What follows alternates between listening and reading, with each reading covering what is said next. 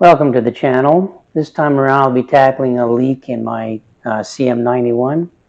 It's actually a crankcase leak and it's blowing out pretty good, and it's causing smoke when you go down the road. It runs fine, but it just like this is a pretty heavy duty leak. Turned out to be in the chamber that houses the cam chain between the cylinder head and the cylinder itself. I don't know if I forgot to put a seal in there when I rebuilt this engine, or is the seal too thin, or is the head warped? I'm really not too sure what's going on. The other possibility is too much crankcase pressure. Maybe the actual vent is plugged. So I'll check that out. So let's pull ahead and see what's going on with this thing. Here's a little test I did to see where this smoke was coming from. Just putting pressure on the crankcase. Here we go.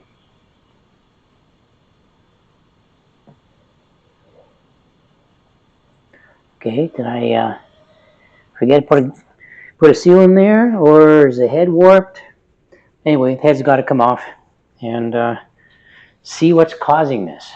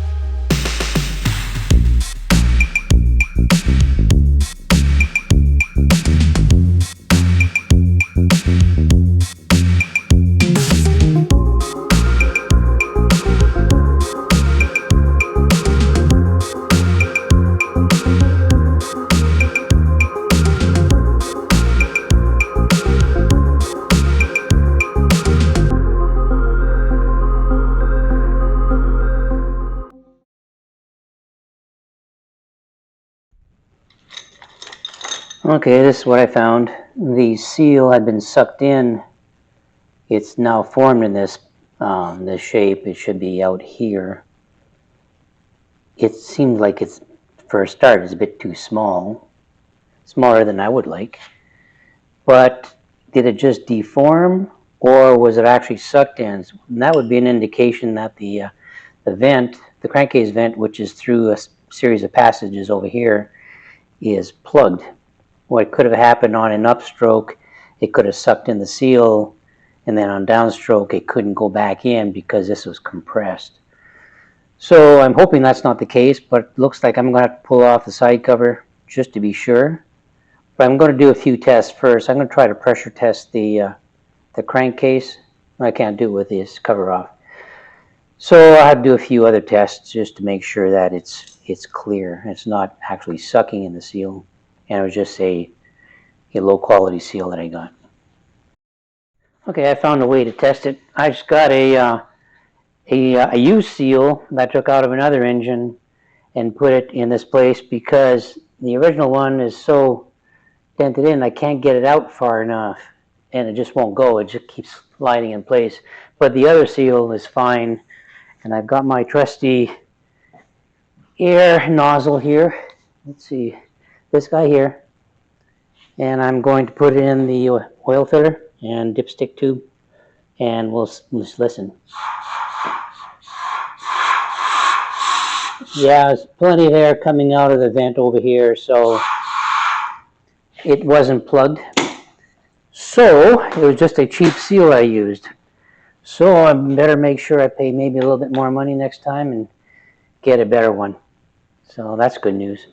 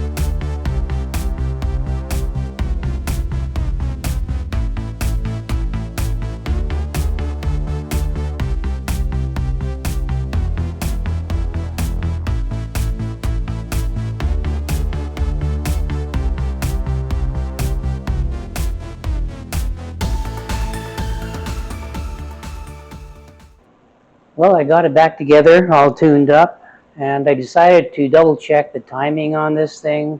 What I did is I found a piece of Lexan, clear Lexan, and I made a window for the side cover so I can run it without any splash and just check the timing. And using the timing light with a 12-volt battery from a car that I took out.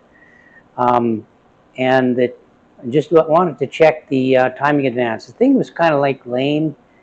So I checked the timing advance, and with the points adjusted and the timing corrected at static timing, it was right on the money for the advanced timing, right between the two marks on the flywheel.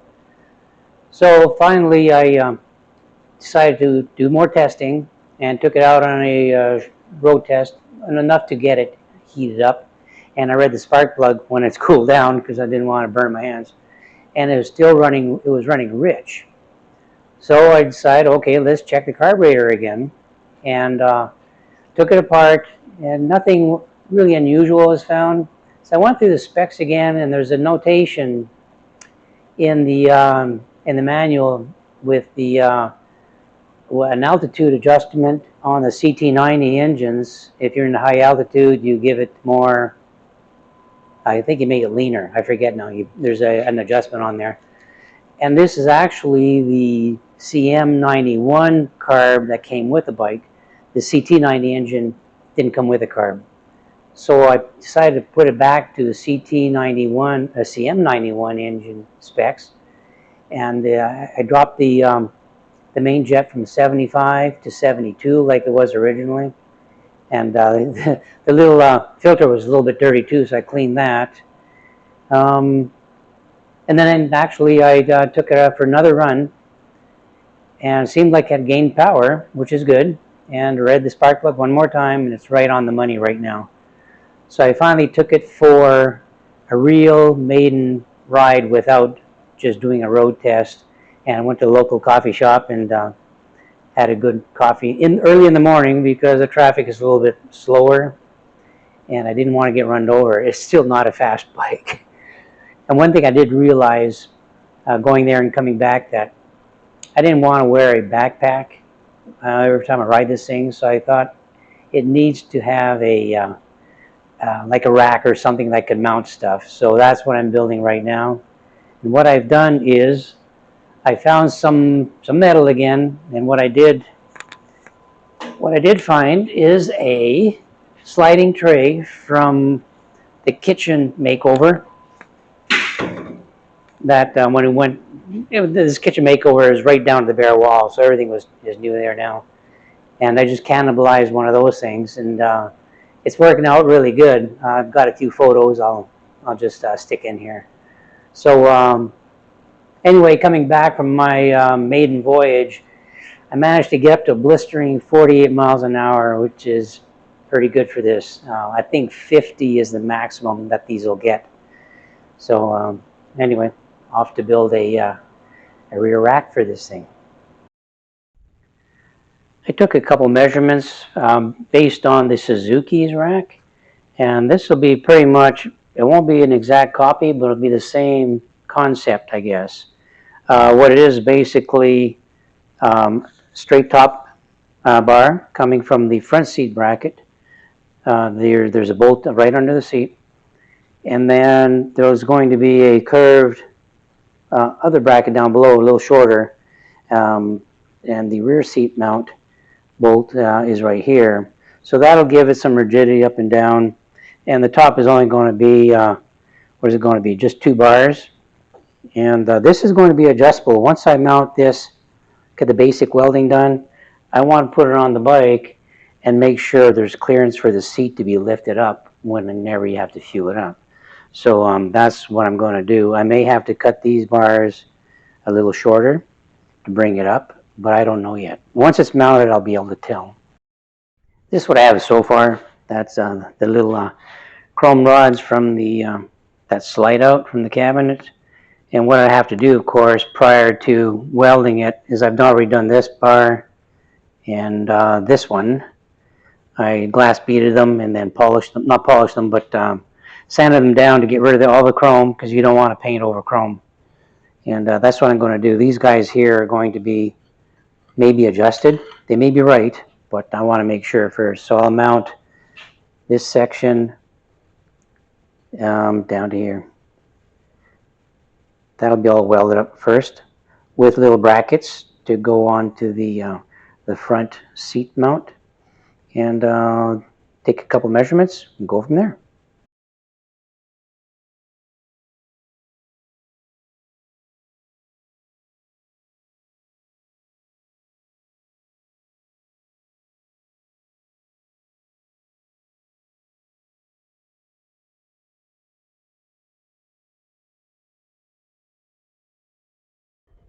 This is what I have so far. It's solid. It still needs to be cleaned up a little bit. I use the Dremel to just clean up the edges a little bit.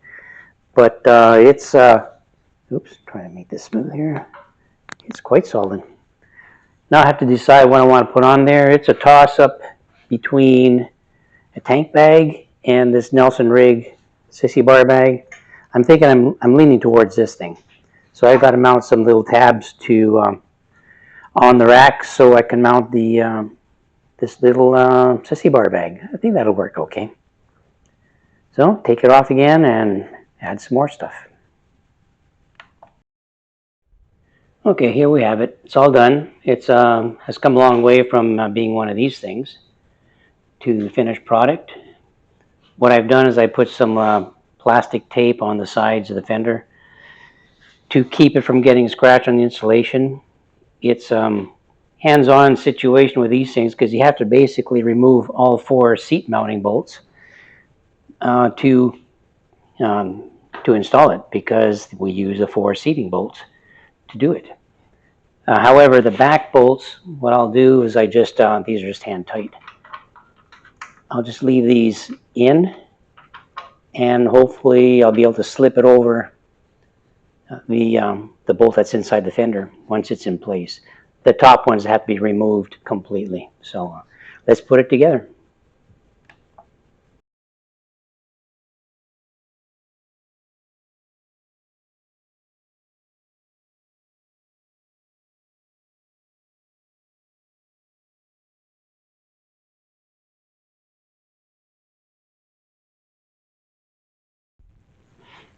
Okay, here it is. It's quite solid. And you can mount the little mini bag on here. I got to make some straps that are shorter, but basically just fits through the small area I created with an extra bar on each side. And they snap to the front. And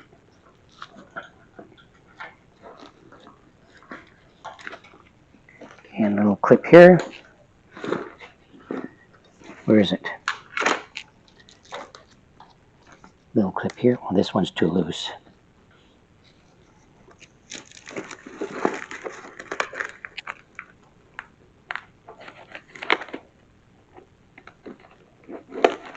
Snap there. Of course, you adjust the tension, and it's not going anywhere. Of course, the straps for the sissy bar are not going to be used, and you put in your stuff, like in my case, reading glasses, and a battery pack for recharging the cell phone, just if I have a breakdown someplace and get the insurance company to pick it up. Put one of these things on there, just so I can check the speedometer, kind of double check and get an idea of what RPM it goes at when I'm, let's say about 45. I'll take a couple readings, and in case the speedometer fails, I'll still have an idea. Not like I'll ever get a speeding ticket on this thing, but it's kind of cool. So let's do a cold start and see how it runs. Actually, I know it runs great.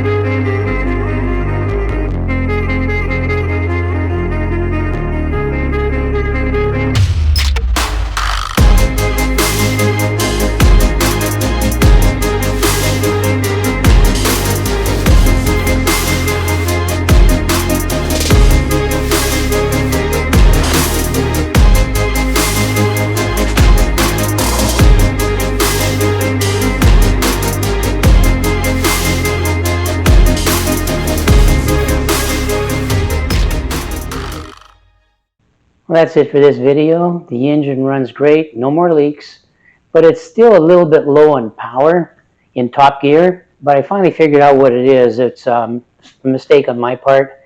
This is a CT90 engine in a CM91 frame. The CT90 engine is geared for a 45-tooth rear sprocket, where the CM91 has a 40-tooth rear sprocket. The final drive and the transmissions are different. So it's geared a little tall, and it's not getting its full potential in top gear. There's two things I can do. I can go the route of just removing the chain guard and putting a 45-tooth pulley on there, a 45-tooth sprocket, and I'll get the right gear ratio, final drive gear ratio. Or I can finally get serious and rebuild the CM91 engine and keep the original gearing. So that's actually the route I'm going to go. And I'll keep it like this for now. It still goes, but it struggles going up the hills for sure. But that's the route I'm going to go. Eventually I'm going to rebuild the original engine and get it all correct. And it's handy having the little pack at the back here so I can bring a muffin home for Mama when I go to a coffee shop. So I hope you liked this video. If you did, please give me a thumbs up. Subscribe down below, and I hope to see you in the next video. Thank you.